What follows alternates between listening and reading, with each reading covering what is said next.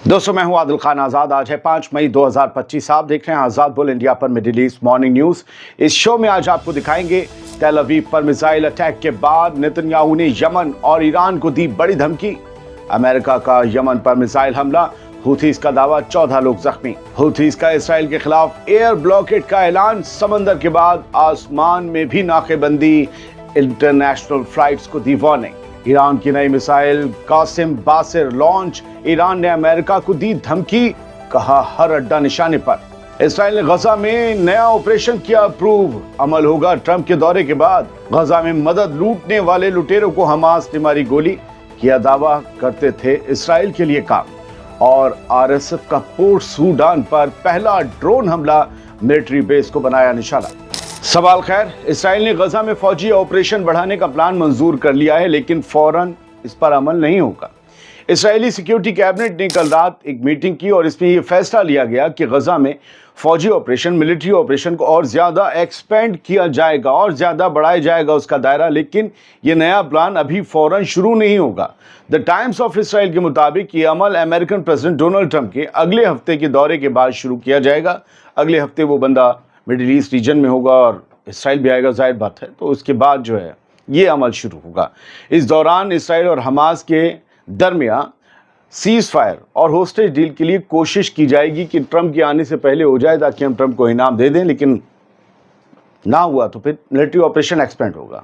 हेब्री media कह रहा है कि कोशिश होगी सीज फायर करने की।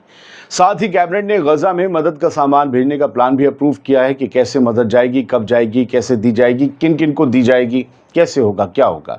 लेकिन इस दफ़ा एड मैकेनिज्म को ओवरऑल किया जाएगा ताकि हमास के लोग इसका फ़ायदा ना उठा सकें। ये कैबिनेट के बीच बातचीत हुई है। इसराइल के नेशनल सिक्योरिटी मिनिस्टर हैं, आपको नाम पता है उस कट्टरपंथी का, इंतहा पसंद का, इतमार बेन-गुवेर। उसने इस एड प्लान के खिलाफ वोट दिया है। वो नहीं चाहता कि गजा को रोटी पानी मिले, मगर बाकी तमाम मेंबर्स, इसराइल की सिक्योरिटी मेंबर्स के उससे मुख्तलिफ राय रखते हैं। उन्होंने इसे अप्रूव कर दिया। हालांकि एड तभी भेजी जाएगी जब गजा में सिचुएशन इसे अलाउ करेगी, मतलब हालात पर डिपेंड है सब कुछ। अब पता नहीं इन ज़ायनियों के हिसाब से, इन मिनिस्टर्स के हिसाब से वो सिचुएशन, वो हालात कब आएंगे, जबकि हकीकत यह है कि हर रोज़ गजा से भूख से मरने वालों की नई फिगर्स की कोई खबर, कोई डिटेल, कोई अपडेट, ये सब सामने आ ही रही हैं, हम बता रहे हैं। लेकिन इनके हिसाब से वो माहौल कब बनेगा कि मदद भेजी जाए, आई डोंट नो। बढ़ते आगे, आईडीएफ चीफ ने ये कहा है, इजरायली डिफेंस फोर्स के चीफ ने ये कहा है कि गजा में रोटी पानी बांटने का काम फौज नहीं करेगी। लेकिन इसके पीछे कोई मजबूरी नहीं है दोस्तों, बल्कि आईडीएफ का गजा की आम आवाम से खौफजदा होने का एक मसला है। उन्हें लगता है कि हम पिट जाएंगे या मारे जाएंगे। एयाज आमिर को लगता है कि जिनके ख़ानदानों को उनकी फ़ौज ने ख़त्म कर दिया, क्या वो उस फ़ौज को अपने बीच पाकर उस पर हमला नहीं करेंगे। नेतन्याहू चाहता है कि रोटी पानी फ़ौज बांटे। आईडीएफ चीफ कह रहा नहीं, हमसे नहीं होगा। आईडीएफ के चीफ एयाज आमिर ने दोबारा फिर से कहा है, ये पहले हम बता चुके हैं इस बारे में आपको, एक हाई लेवल मीटिंग में ये बात दोहराई है, सबके सामने कह दिया है, हमारे फौजियों का काम रेशन बांटने का नहीं है, राशन बांटने का नहीं है। हमने कल भी खबर आपको बताई थी। जामिर के मुताबिक हम एड भेजने का इलाका सिक्योर करेंगे ताकि इंटरनेशनल एजेंसीज वहां काम कर सकें, लेकिन खुद गजा के लोगों को रोटी और पानी बांटना बिल्कुल नहीं।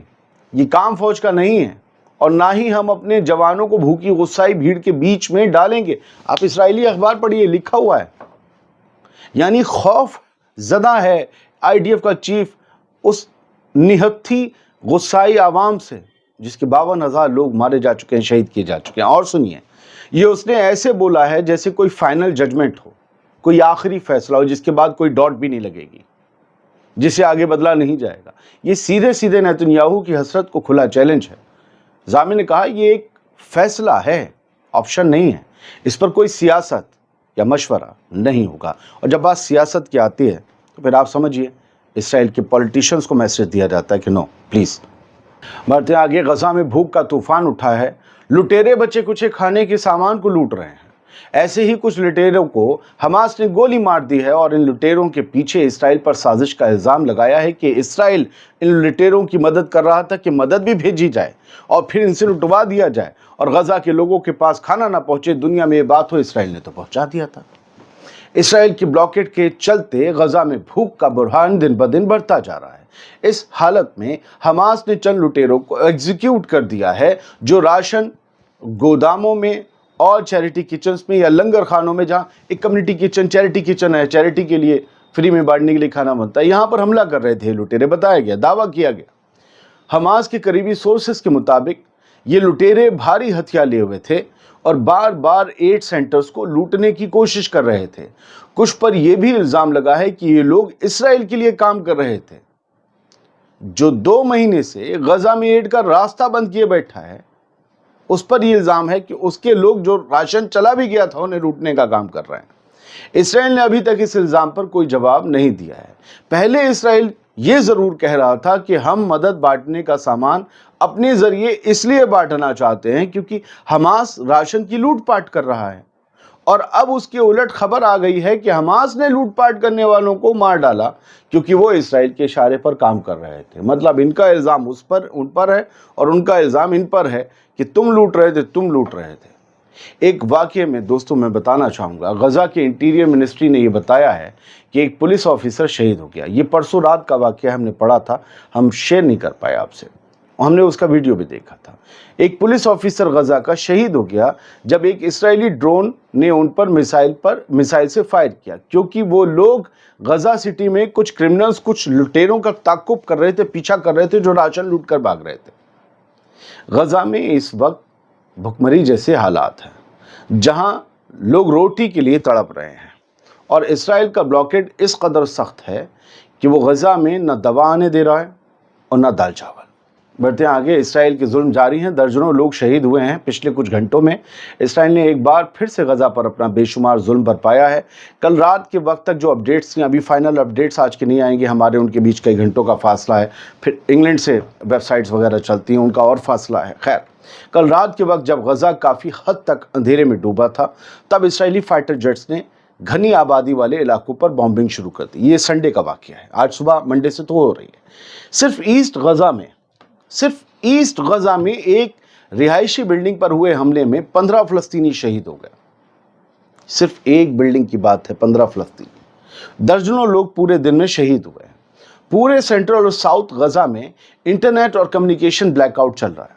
इसकी वजह से जख्मियों तक मदद पहुंचना और भी मुश्किल हो गया, क्योंकि कम्युनिकेशन हो ही नहीं पाता, पता ही नहीं चलता कौन कहां पर पड़ा हुआ है।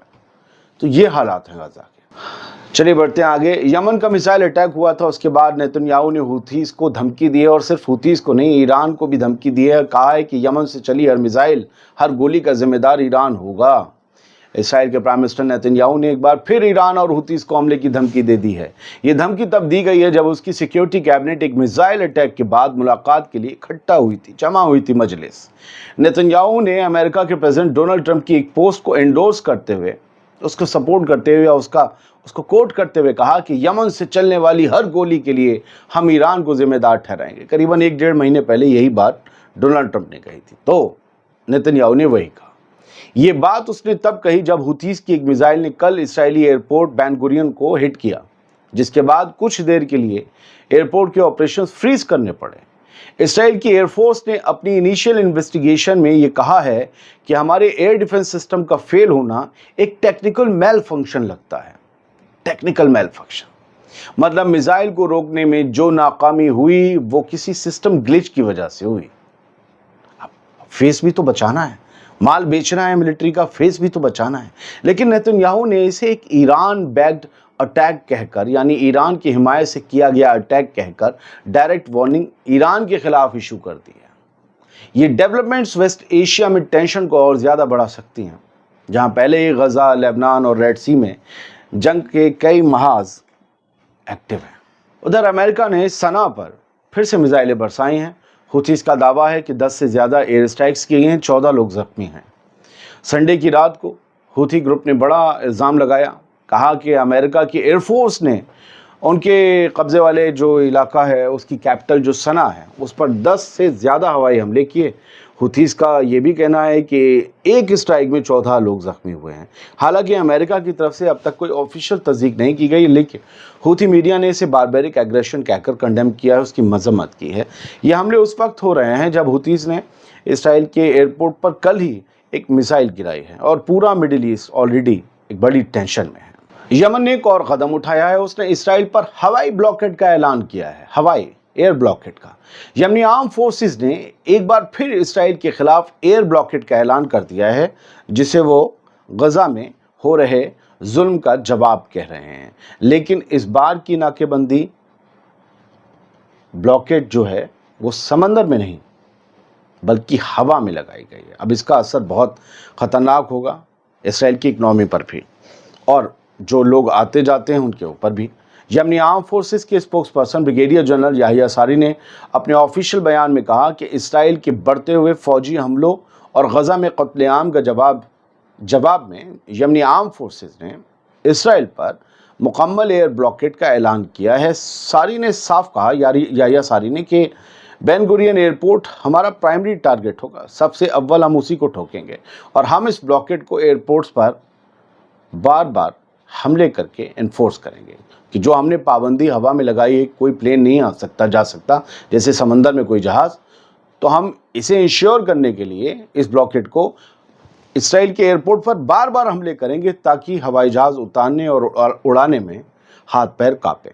یمن نے ساری انٹرنیشنل ایئر لائنز کو یہ وارن کیا ہے، تاکید کی ہے کہ اسرائیل کے لیے اپنی تمام فلائٹس کینسل کریں تاکہ ان کے پیسنجرز اور ایئرکرافٹ کی سیفٹی برقرار رہے۔ یہ اعلان ایک نئی ایسکیلیشن ہے ویسٹ ایشیا کے کانفلکٹ میں، جہاں یمن پہلے ہی ریڈ سی میں اسرائیلی شپس کو ٹارگٹ کرتا رہا ہے۔ ایران نے امریکہ کو ایک کھلا چیلنج دیا ہے، ایک نئی میزائل لانچ کی ہے۔ ایران نے اپنی نئی بیلسٹک میزائل قاسم باسر انویل کر دی ہے اور ساتھ ہی امریکہ کو دھمکی دی ہے کہ اگر ایران پر کوئی حملہ ہوا تو ہر امریکی ملٹری اڈا نشانہ بنایا جائے گا۔ اس میزائل کی خاص باتیں یہ ہیں کہ یہ سالڈ فیول میزائل ہے جس کی رینج 1200 کلومیٹر ہے، جی پی ایس کے بغیر بھی ٹارگٹ کو بالکل کریکٹ ہٹ کرتی ہے، مطلب دشمن اگر جی پی ایس کو جام بھی کر دے تو بھی اپنے شکار کو ڈھونڈ کر یہ میزائل ہیلو بول دے گی۔ اس کا وار ہیڈ ڈیزائن جو ہے آگے کا وہ اپ گریڈڈ ہے۔ یہ میزائل ایئر ڈیفنس سسٹم سے بھی بچ نکل دیتی، کتی دے کے نکل جائے گی ادھر ادھر یوں کر کے، ایسے کر کے۔ تھرمل امیجنگ گائیڈنس سسٹم سے اس کو لیزر پریسیجن ملتی ہے اور الیکٹرانک وارفیئر سے امیون ہے یہ۔ ایران کے ڈیفنس منسٹر عزیز ناصر زادہ نے اس لانچنگ کے دوران، اس میزائل کو انویل کرنے کے دوران یہ کہا کہ اگر ہم پر حملہ کیا گیا تو ہر امریکی اڈا جو اس ریجن میں موجود ہے وہ ہمارے نشانے پر ہوگا۔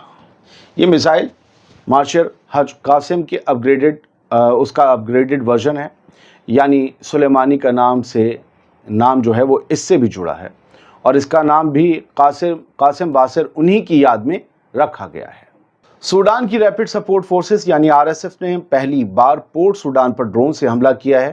اس میں نشانہ بنایا گیا ہے ایک ملٹری ایئر بیس اور اس کے آس پاس کی فیسلٹیز کو۔ آرمی کے مطابق یہ پہلا موقع ہے جب آر ایس ایف کا حملہ ایسٹرن پورٹ سٹی تک پہنچا ہے۔ اس حملے میں کوئی جانی نقصان نہیں ہوا، لیکن یہ حملہ ایک اسٹریٹجک وارننگ مانا جا رہا ہے۔ سوڈان کی جنگ میں یہ ایک نئی ٹیکٹیکل ایسکیلیشن ہے جہاں اب ڈرون وارفیئر بھی کھلے عام استعمال ہونے لگا ہے۔ امید کرتا ہوں صاف گوئی سے فیکٹ کے ساتھ آپ کے سامنے نیوز رکھ دی ہے۔ پسند آئے شو تو بتائیے گا۔ بہت بہت شکریہ، سلامت رہیے، خوش رہیے۔